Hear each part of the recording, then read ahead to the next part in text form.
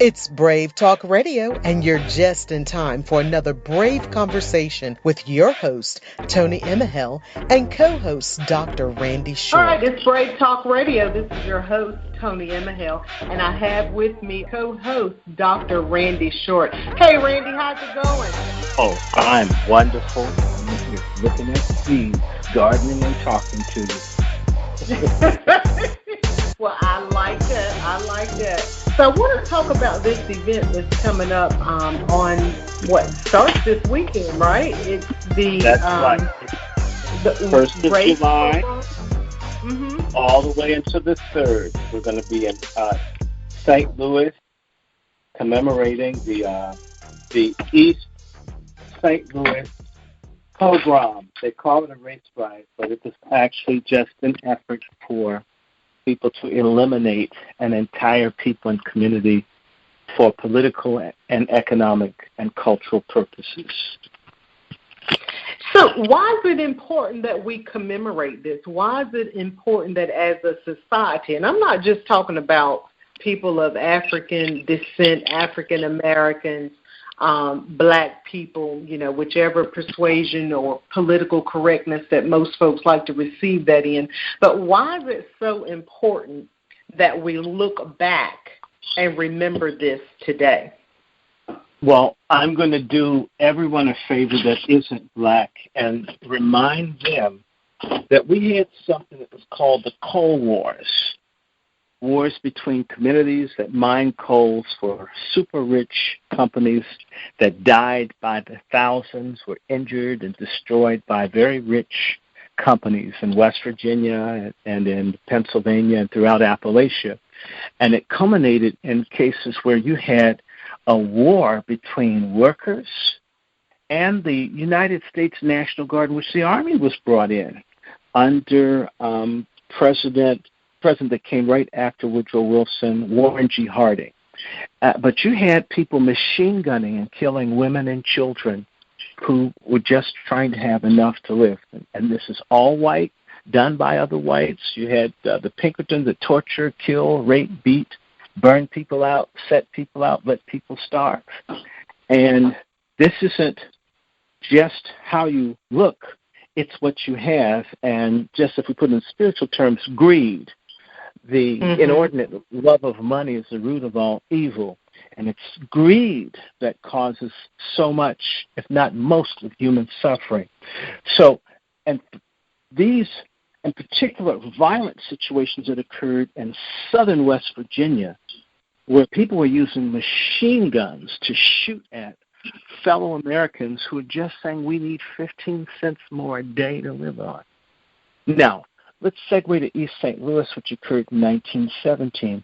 It was labor. It was representation. It was people trying to have a better life. And ultimately, the powers that be, the Alcoa Aluminum Ore Company and others, as well as the Democratic Party of the state of Illinois, the Democratic Party of St. Clair County, Illinois, and the National Democratic Committee, which is now called the Democratic National Committee, all colluded to eliminate a black community of upwards of 20,000 or more persons. I know that there's a discrepancy even in history and the way it's reported about how many black people were actually slaughtered during these riots. Well, we don't call it a riot. It's called a pogrom is the proper term. Pogrom is a Russian word where, in particular, Jews or other people were targeted by the Tsarist troops called the Cossacks, and they were killed, their homes burned, their stores destroyed. This was a policy of how people were ruled when they were disliked for being whatever they were. This is what that's happening. Riot, when I want something, a commodity riot, or I'm hungry, or it's bread, or something like that, that's very different from when the 33rd Illinois Infantry, which is the National Guard, along with the AFFL, along with the police, along with the State Democratic Party and others, go into a black area, surround it, and began setting everything on fire. That's not a riot. When people call it a riot, it's making it an equivalent. Well, blacks and whites fought. No, people attacked folks on a Sunday after having attacked them for weeks and decided to eliminate their entire community. That isn't a riot. It's called genocide or ethnic cleansing. And so there's a bias in how people look at suffering for certain people, like Wounded Knee. As many, if not more, people died in East St. Louis and Wounded Knee. If that's a massacre, why is ours a riot? Is it our skin color? That's right. So they don't know how many people were there. The number that you will see of people that lived in East St. Louis, they said 6,000. It's way more than that.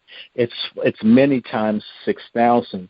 So is 6,000 the number of people that survived? And did they harm 14,000?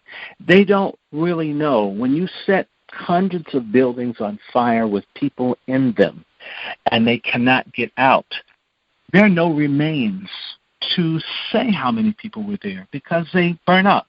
Or if you drown them in the Mississippi, there's no body to retrieve. So the low number is 40-something. The high number is 200. There was an even higher number, but because this was an international embarrassment, the President of the United States was involved. They wanted this story to go away. So the numbers that you'll see, 100, 200, and everyone will even agree with that, those are incomplete numbers. And in all this time, in 100 years, no one's really tried to find out how many people really passed. How many were displaced?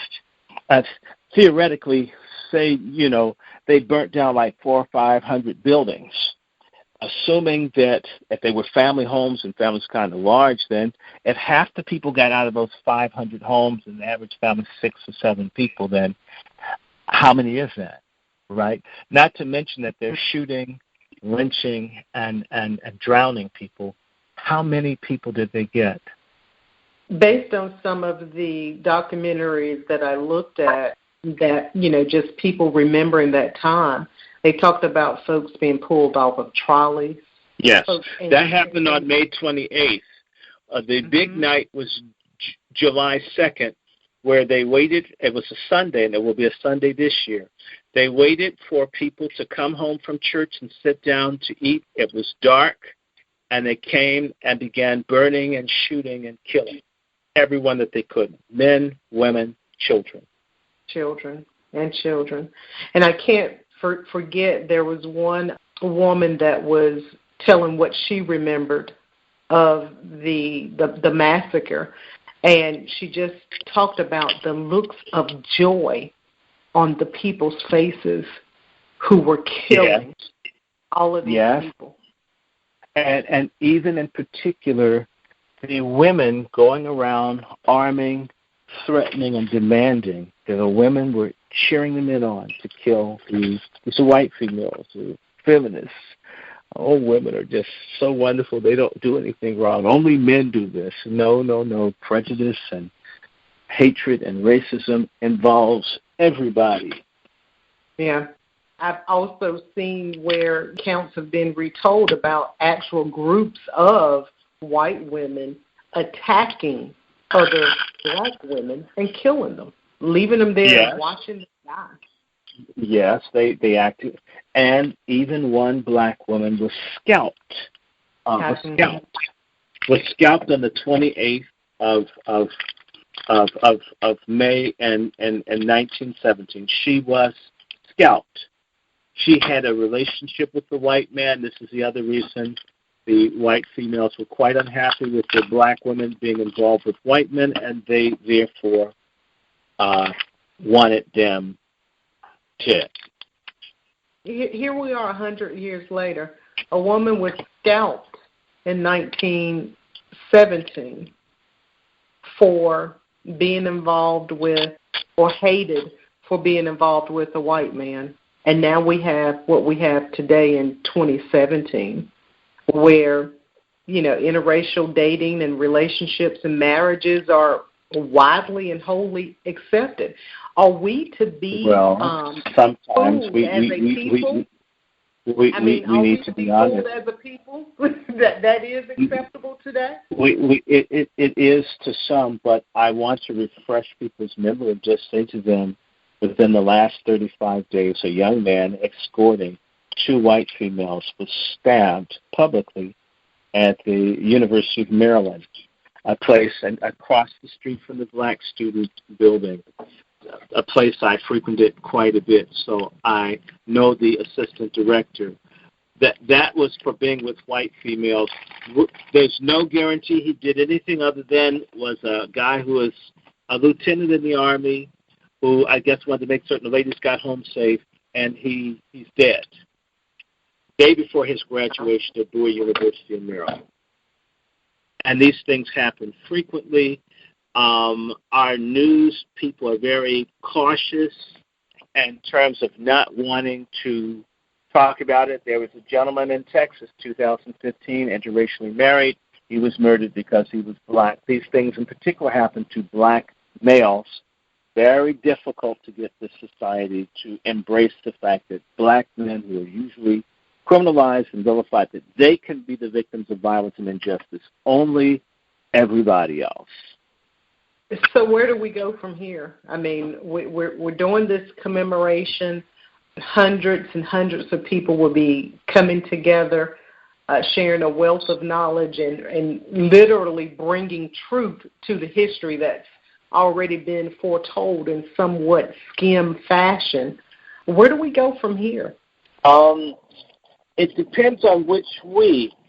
People that are God-fearing, that care about humanity, one thing that they can do, which is easy, is pray. The other thing is they should decide on what action are they going to take in a country where intolerance, whether it's the 2 women on the train, they're Muslim. I'm a Christian. I'm not going to be a Muslim, but I don't think that someone should have in their mind to murder someone on sight because they happen to be black and Muslim. And then these 2 men were martyred. 2 gentlemen, white, didn't like it and were murdered by this man who felt that was justified. We need to pray for this country as well as admit that we're a sick country. And America being great, if it has lynching and slavery, doesn't fit the golden rule of Jesus Christ. So people are going to have to decide, do they believe in a lie or do they believe in the revealed truth that it says that the whole world lies in wickedness and that we need to be born again? And born again means not only do we change how we speak, but we act differently. We speak out against injustice. We don't like lies in the history books. And we stand up to even friends and family and say, hey, look, we do have a problem.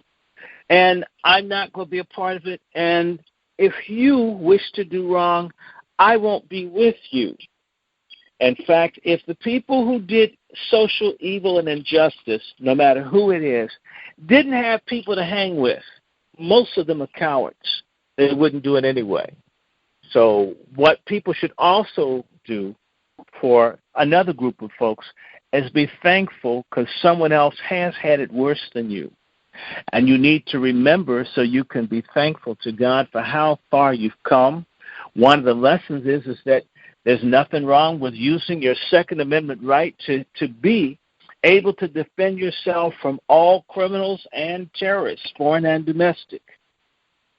And there's nothing better than a person, a man in particular, who is going to make certain that his wife and children are safe, and other people to make certain that their neighbors are safe, and to make certain that when we vote and when we spend money, that we're doing it with godly people and we're not putting our money in the hands of folks who promote hatred or intolerance, or we don't attend churches where people will not deal with the fact that it says in Revelations that people that hate go to hell.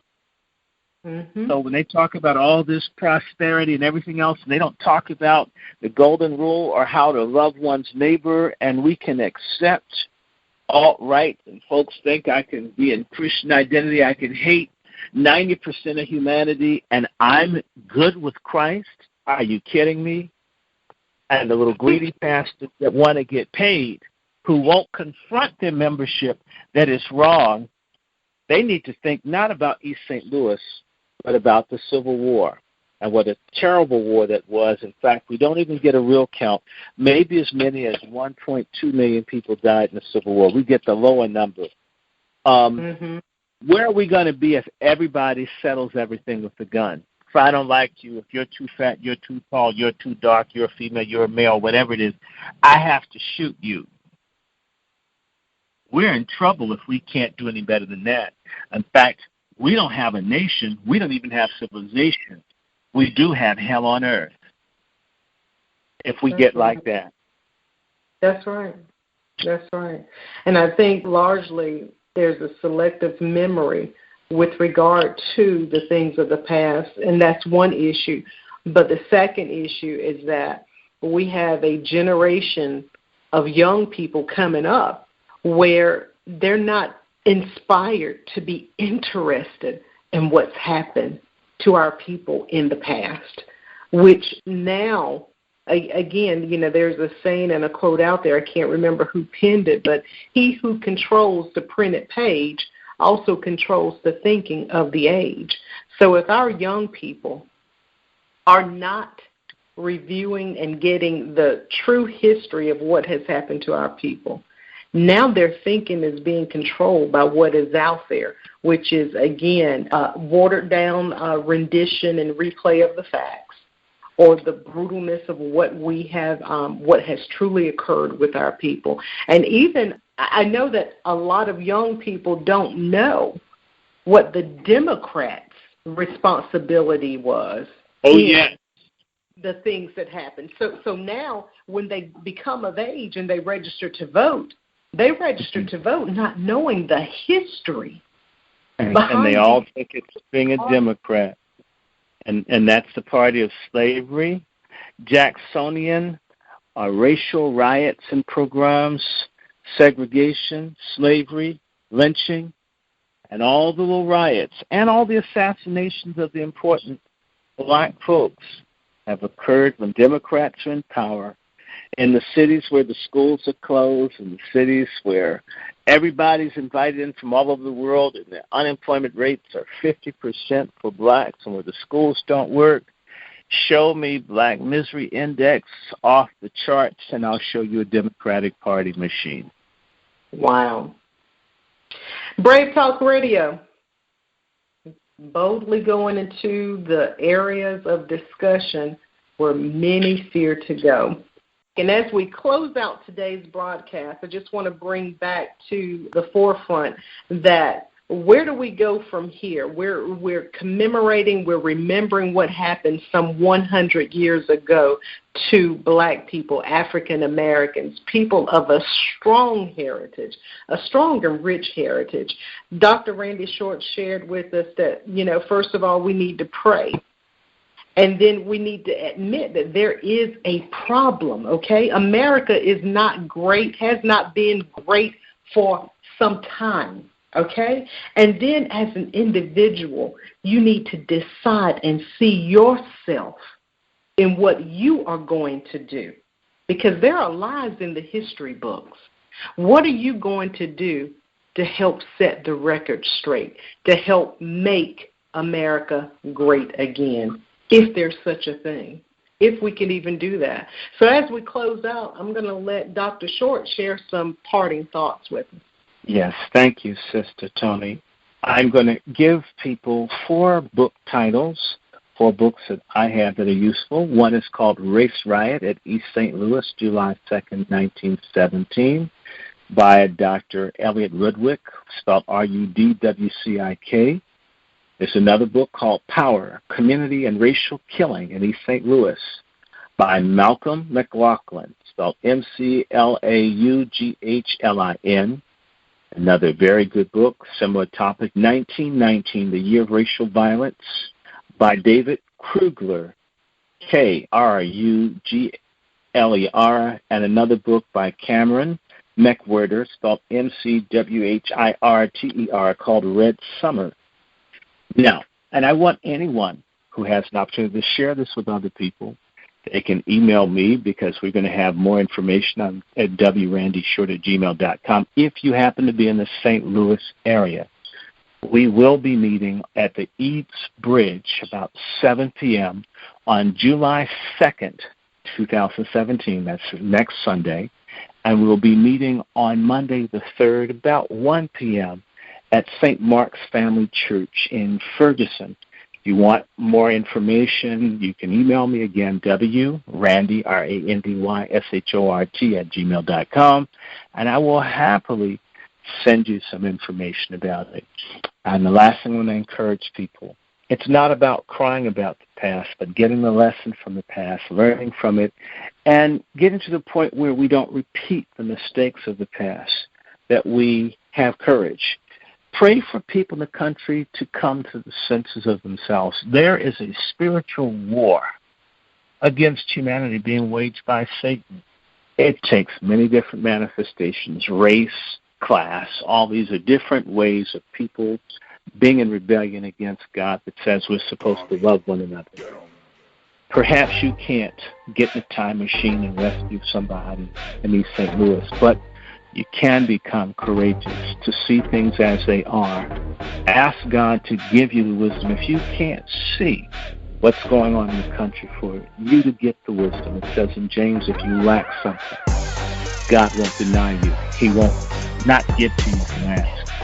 So pray that your eyes open, your ears hear, and that you think about solutions.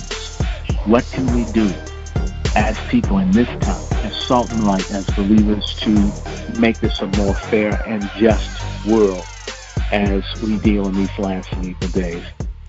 You are listening to Bravetalk Radio on ToniEmehel.com. Today's broadcast has been brought to you by Next Level Plus Project Management and Business Consultants. Learn more about how Next Level Plus can help you solve the right problems and seize the right opportunities by calling 704-780-2997 or visit their website at nextlevelplus.org.